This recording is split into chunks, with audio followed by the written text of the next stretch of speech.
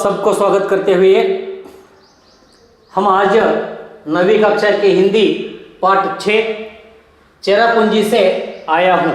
चेरापूंजी से आया हूँ। यह एक प्रवास कथन है। यह एक प्रवास कथन है। इनके लेखक का परिचय प्रदीप पंत। इनका लेखक प्रदीप पंत। प्रदीप पंत जी का जन्म लखनऊ के हलुद्दीनी उत्तराखंड में हुआ। इनका जन्म 24 अप्रैल 1941 ईस्वी में 24 अप्रैल 1941 ईस्वी में हुआ। पंत जी के अब तक 6 उपन्यास प्रकाशित है। पंत जी की कन्नड़ में अनुदित कहानियों का संकलन ಏನೇ ಕನ್ನಡದಲ್ಲಿ ಇದೆ। ನ್ಯಾಯ ಮತ್ತು ಇತರ ಕಥೆಗಳು, न्याय ಮತ್ತು इतर कथेಗಳು शीर्षिका से प्रचलित हुआ है। देखो बच्चों, पंत जी का जन्म 24 अप्रैल 1941 में लखनऊ के हल्द्वानी उत्तराखंड में इनका जन्म हुआ। इनके आज तक 6 उपन्यास प्रकाशित हुए हैं। पंत जी का कन्नड़ में अनुदित कहानियों का संकलन यानी न्याय ಮತ್ತು इतर कथेಗಳು शीर्षिका से प्रकाशित है। पंत जी के देश विदेश के यात्रा स्मरणों के 4 संकलन है, यानी 4 प्रवास कथन भी लिखे हैं। पंडित जवाहरलाल नेहरू पर उत्कृष्ट लेखन के लिए पंत जी ने लिखा है।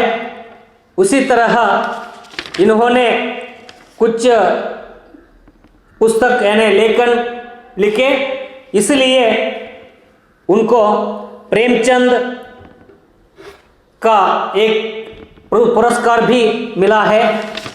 यहाँ पाठ चेरापूंजी से आया हूँ।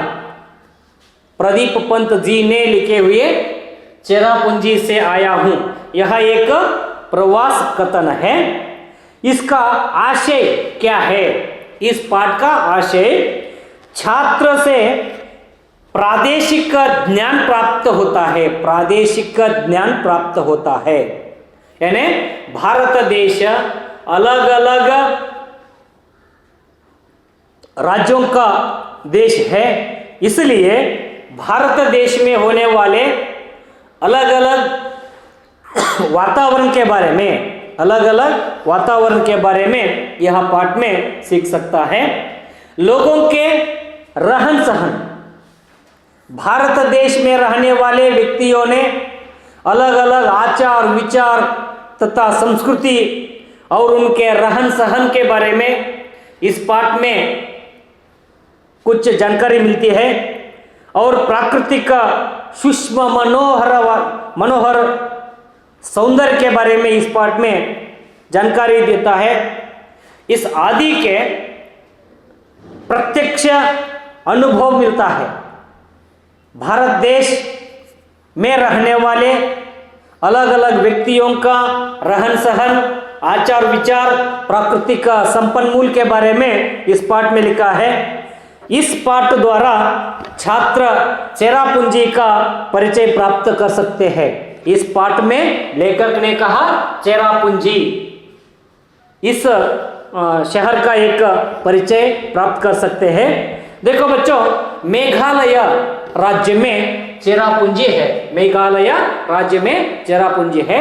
मेघालय यानी बादलों का घर, यानी ಮೋಡಗಳ ಮನೆ ಅಂತ ಕರಿತೀವಿ। ಇಲ್ಲಿ मेघालय यानी बादलों का घर के बारे में और मेघालय की राजधानी शिलांग, मेघालय की राजधानी शिलांग।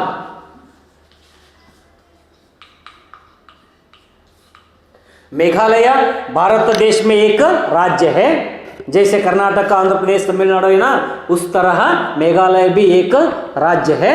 उस राज्य के राजधानी शिलांग, उस राज्य के राजधानी शिलांग एक हरा भरा पर्यावरण तथा हरा भरा पर्यावरण का नगर है। ಶಿಲಾಂಗ್ ಏಕ ಹರಾಭರ ಯಾನೆ ಹಚ್ಚ ಹಸಿರಾಗಿರ್ತಕ್ಕಂಥ ಒಂದು ಶಹರವಾಗಿದೆ। ಜहाँ हर वक्त बादल उमड़ते घुमड़ते रहते हैं। हर वक्त यानी ಎಲ್ಲ ಸಮಯದಲ್ಲಿಯೂ ಕೂಡ ಪ್ರತಿದಿನ ಇಲ್ಲಿ ಏನಾಗುತ್ತಂದ್ರೆ ಮೋಡಗಳ ಒಂದು ಚಲಾವಣೆ ಇರುತ್ತೆ। ಅದಕ್ಕೋಸ್ಕರವಾಗಿ ನಾವು ಇದನ್ನ ಏನು ಕರಿತೀವಿ ಅಂತಂದ್ರೆ ಮೋಡಗಳ ಮನೆ ಅಂತ ಕರಿತೀವಿ। ಭಾರತ ದೇಶದಲ್ಲಿ ಅತ್ಯಂತ ಹೆಚ್ಚು ಮಳೆ ಆಗ್ತಕ್ಕಂಥ ಪ್ರದೇಶ ಯಾವುದಂದ್ರೆ ಚೆರಾಪುಂಜಿ। ಆ ಚೆರಾಪುಂಜಿ ಹೆಂಗಿದೆ ಅಂತಂದ್ರೆ ಯಾವಾಗ ಬೆಳಕು ಬೀಳುತ್ತೋ ಅಥವಾ ಯಾವಾಗ ಬಿಸಿಲು ಬೀಳುತ್ತೋ ಅನ್ನುವಂಥದ್ದು ಕೂಡ ನಮಗೆ ಗೋಚರವಾಗುವುದಿಲ್ಲ। ಅಷ್ಟು ಏನಪ್ಪ ಅಂತಾರ ಅಂತಹ ಒಂದು ಪರಿಸರ ನಮ್ಮ ದೇಶದಲ್ಲಿ ಕೂಡ ಇರುತ್ತೆ ಅಂತ ತಿಳ್ಕೊಂಡು ಇಲ್ಲೇ ಹೇಳಲಾಗುತ್ತೆ ನೋಡಿ। इतना बड़ा अथवा स्वच्छ नगर है और पर्यावरण या परिसर मध्य में ये नगर रहते हैं। उत्तर भारत में कहीं नहीं है, यानी इतना ही नगर, इतना ही सुंदर नगर भारत में नहीं है, कुछ भी नहीं है। ऐसा हरिमत यानी हच्च हसिरागिरतक्कंತಹ शायद कहीं भी देखने को मिले न मिले। देखो बच्चों, भारत देश में एक पर्यावरण शुद्ध और सुंदर होता है। इस तरह भारत देश में कोई भी नगर नहीं है। अध्यापक ने यानी लेखक ने कहा कि इस तरह भारत देश में नहीं है। यह ऊंचा नीचा और रास्ता ಸರ್ಫ್ ಕೆ ಆಕಾರ ಯಾನೆ ಹಾವಿನಂತೆ ಒಂದು ರಸ್ತೆಗಳನ್ನು ನಾವಿಲ್ಲಿ ಕಾಣಬಹುದು। को पार करते हुए दिखाई पड़ते हैं। बादल बहती है और सुहानी हवा से कभी कभी हो जाती है। देखो बच्चों, सर्फ के आकार के रास्ता में हम प्रयाण करते समय हमें क्या मिलता है? बादल बहती है और बादल सुहाती है। इस तरह यह नगर का परिचय है। देखो बच्चों, चेरापूंजी से आया हूं पाठ के लेखक प्रदीप पंत। इस प्रदीप पंत का जीवन यानी उनका जन्म 24 अप्रैल 1941 ईस्वी में उत्तराखंड में हुआ। इन्होंने प्रवास कथन लिखा है। यह एक प्रवास कथन है। इस कथन में मेघालय राज्य के बारे में कहा गया है। मेघालय राज्य के राजधानी शिलांग है। मेघालय राज्य के राजधानी शिलांग के बारे में यह परिसर के बारे में कवि कहता है। देखो बच्चों, एक समय लेखक प्रदीप पंत जी ने प्रवास के लिए शिलांग गए। उस समय अपने अनुभव के बारे में लिखा है। हमारी जीप शिलांग से 53 किलोमीटर दूर चिरापुंजी से चिरापुंजी की ओर बढ़ रही है। देखो बच्चों, लेखक एक समय प्रवास करने के समय शिलांग से 53 किलोमीटर यानी 53 किलोमीटर दूरी पर चलते रहते हैं। उसके चिरापुंजी के ओर बढ़ रही है। ಅಂದ್ರೆ ಶಿಲಾಂಗ್ದಿಂದ ಚಿರಾಪುಂಜಿಗೆ ಹೋಗಬೇಕು ಅಂತ ತಿಳ್ಕೊಂಡು ಶಿಲಾಂಗ್ದಿಂದ 53 ಕಿಲೋಮೀಟರ್ ಇತ್ತು ಈ ಒಂದು ಚಿರಾಪುಂಜಿ, ಅಲ್ಲಿಗೆ ಹೋಗಬೇಕು ಅಂತ ತಿಳ್ಕೊಂಡು ಹೋಗ್ತಾ ಇದೆ ಅವ್ರದ್ದು ಕಾರು। मेरे साथ यानी लेखक के साथ राज्य के एक अधिकारी। ನೋಡ್ರಿ ಇಲ್ಲಿ ಮಕ್ಕಳೇ, ಅದು ಬೆಟ್ಟ ಗುಡ್ಡಗಳಿಂದ ಕೂಡಿರ್ತಕ್ಕಂತಹ ದಟ್ಟವಾದ ಅರಣ್ಯ ಇರೋದ್ರಿಂದ ನಾವು ಆ ಚಿರಾಪುಂಜಿಗೆ ಅಥವಾ ಮೇಘಾಲಯ ರಾಜ್ಯಕ್ಕೆ ಹೋದರೆ ನಾವು ಏನಾದರೂ ಪ್ರವಾಸ ಮಾಡಬೇಕು ಅಂತ ಹೋದರೆ ಅಲ್ಲಿಯ ಒಬ್ಬ ಅಧಿಕಾರಿಯನ್ನು ನಮಗೆ ಏನು ಮಾಡ್ತಾರೆ ಅಂದರೆ ಗೈಡ್ ಅಂತ ತಿಳ್ಕೊಂಡು ಕಳಿಸ್ಕೊಡ್ತಕ್ಕಂಥದ್ದು ಸರ್ಕಾರದ ಒಂದು ಕಾಯ್ದೆ ಇದೆ। ಅದ್ರ ಜೊತೆ ಏನು ಮಾಡ್ತಾರೆ ಅಂದರೆ ಸನ್ಮಾನ ಇಲ್ಲಿ ಜೊತೆ ಅಲ್ಲಿಯ ಒಬ್ಬ ಅಧಿಕಾರಿ ಸಂಗ್ಮಾ ಅನ್ನುವಂಥ ಒಬ್ಬ ಅಧಿಕಾರಿಯನ್ನು ಕಳಿಸ್ಕೊಡ್ತಾರೆ। ಅವನು ಜೀಪನ್ನು ತೆಗೆದುಕೊಂಡು ಅವ್ರ ಜೊತೆ ಅಂದರೆ ಪ್ರದೀಪ್ ಪಂತ್ ಅವರ ಜೊತೆ ಹೋಗ್ಲಿಕ್ಕೆ ಪ್ರಾರಂಭ ಮಾಡ್ತಾರೆ। उसके साथ एक इस राज्य के अधिकारी श्री संगमा और उनके 2 दोस्त बैठे थे। संगमा और संगमा के 2 दोस्त पंत के साथ चले गए। मैं जीप की खिड़की बंद करते हुए संगमा से पूछा है। देखो बच्चों, संगमा से प्रश्न पूछा, लेखक ने प्रश्न पूछा, क्या साल भर यहाँ वर्षा होती है? ಏನ್ರಿ ಇಲ್ಲೇ ಪ್ರತಿ ವರ್ಷ ಪ್ರತಿ ದಿನ ಮಳೆ ಆಗುತ್ತೇನೋ ಅಂತ ತಿಳ್ಕೊಂಡು ಲೇಖಕ ಪಂತ್ ಏನು ಮಾಡ್ತಾರೆ ಅಂತಂದರೆ ಆ ಸಂಗಮ ಅನ್ನುವಂತಹ ಗೈಡನ್ನು ಏನು ಮಾಡ್ತಾರೆ ಅಂದರೆ ಕೇಳ್ತಾರೆ। जी हाँ, संगमा कहते हैं, आपको जानकर ताजुब होगा कि मेघालय में कपत से ज़्यादा पनीबंदी और उपलब्धियाँ होती है।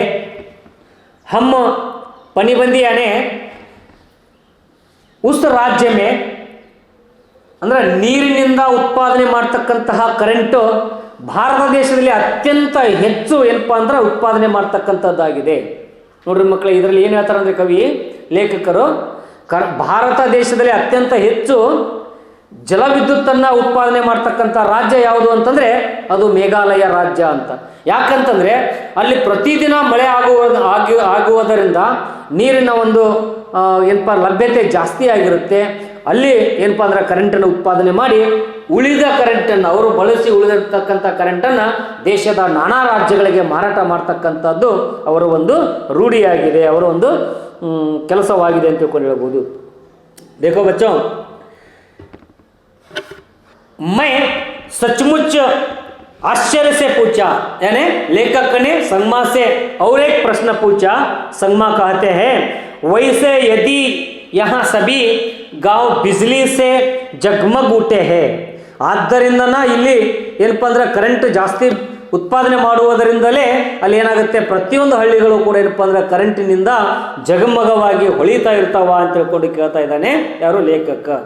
जो भी ಏನಪ್ಪ ಅಂದ್ರೆ अतिरिक्त बिजली का उपलब्ध होता है, अतिरिक्त ಅಂದ್ರೆ ಹೆಚ್ಚಾಗಿರ್ತಕ್ಕಂತಹ ಒಂದು ಕರೆಂಟನ್ನು ನಾವು ಮಾಡ್ತೀವಿ ಈ ಒಂದು ರಾಜ್ಯದಿಂದ ಉತ್ಪಾದನೆ ಮಾಡ್ತೀವಿ। ಮೊದಲೇ ಹೇಳಿದ ಹಾಗೆ ಭಾರತ ದೇಶದಲ್ಲಿ ಅತ್ಯಂತ ಹೆಚ್ಚು ಕರೆಂಟನ್ನು ಉತ್ಪಾದನೆ ಮಾಡ್ತಕ್ಕಂಥ ಅದು ಏನಪ್ಪ ಅಂದ್ರೆ ನೀರಿನಿಂದ ಉತ್ಪಾದನೆ ಮಾಡ್ತಕ್ಕಂಥ ಜಲ ವಿದ್ಯುತ್ತನ್ನು ಉತ್ಪಾದನೆ ಮಾಡ್ತಕ್ಕಂತಹ ರಾಜ್ಯ ಯಾವುದು ಅಂತಂದರೆ ಮೇಘಾಲಯ ರಾಜ್ಯ। ಮೇಘಾಲಯ ರಾಜ್ಯ ಅತ್ಯಂತ ಚಿಕ್ಕದಾಗಿದ್ದರೂ ಕೂಡ ಅಲ್ಲಿ ನಾವು ಹೆಚ್ಚು ಕರೆಂಟನ್ನು ಉತ್ಪಾದನೆ ಮಾಡ್ತಕ್ಕಂಥ ಒಂದು ರಾಜ್ಯ ಆಗಿದೆ ಅಂತ ತಿಳ್ಕೊಂಡು ಹೇಳ್ಬೋದು। बच्चों, आज हम इतना ही कहकर इस पाठ को समाप्त करूंगा। धन्यवाद।